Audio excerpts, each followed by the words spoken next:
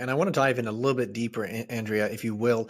When you're looking at, let's imagine, ABC company, the market right now, holistically with your data and in house, you're noticing it's trading at $33 per share. Let's just say for example, do you Hmm. put in a bid price to say, okay, well, we want to hit XYZ return for ourselves and our investors. So in order to do that, we have to basically get about $25. Okay.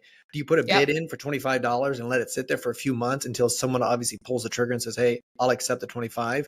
And then my second question on that is I do know, like you mentioned, in this private market, in the secondary market specifically, there are inefficiencies. So sometimes you have, $1 million tranche and then a $10 million tranche and then a $3 million tranche, all structured differently.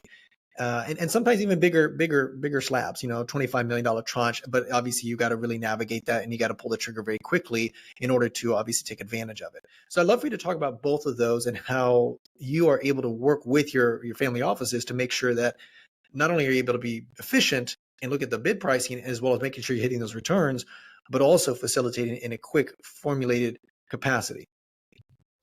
It's very, very strong to be able to say that you have, yeah, that capital ready to deploy, right? And I would say what's really fascinating, as I describe the data rich environment that we sit in, at the center of the market, is that, ultimately what really typically isn't being reported, and there are certain channels of which the data is there, but the data that the general secondary market and those of us who are active participants in it can see is that order book. It's the bids and the asks. What we're typically not getting the received information on, and there are a lot of confidentiality reasons around why this is generally not available, is I don't actually see the settled trade data. So, what does that mean? I see the bids and the ask, but I'm not necessarily seeing where it actually settled, closed, and was affected. And overall, what that means is that I might see a bunch of bids and I might see a bunch of asks, right?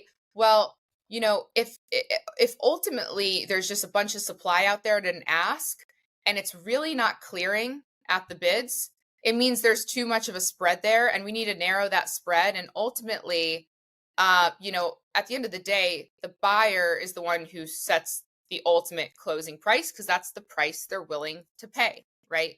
And so, I do see that there's a lot of activity where people are simply lodging indications of an ask or a bid out into the market, and that's what lands into these order books. But if you do have that capital and you say, hey, listen, Christian, in your example, maybe the market of the ask is at 33, you're willing to pay 25, so you're down there at like a 30+% discount to that ask price.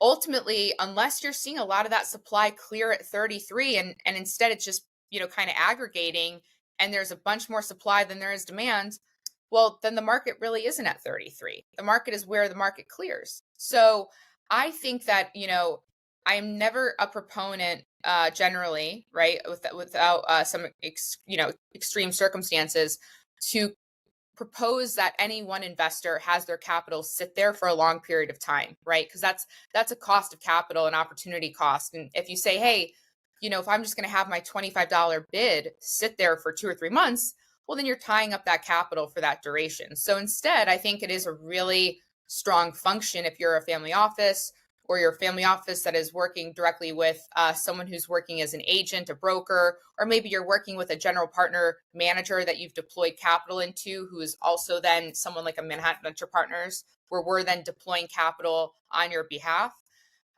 Just put a duration out there, right? Is it a limit order? Is it a limit order that says it's good till when, right? Is it a week? Is it 2 weeks? Is it you could actually do this in the market today. And it's really different today than it was in 2021, going into the tail end of 21, because back then sellers of these positions could just sit there a long time and just drag it out. But there is a lot to say around actionability and having real dry powder. And with that being said, I think it's better to just say where your entry is, and if you're ready to move on it as a buyer of these stocks, then go for it at the lower bid. Why not? Yeah, Andrea, and you're saying some beautiful stuff in regards to sellers are hitting reality very hard in this Yes. situation, but buyers, it is a beautiful situation.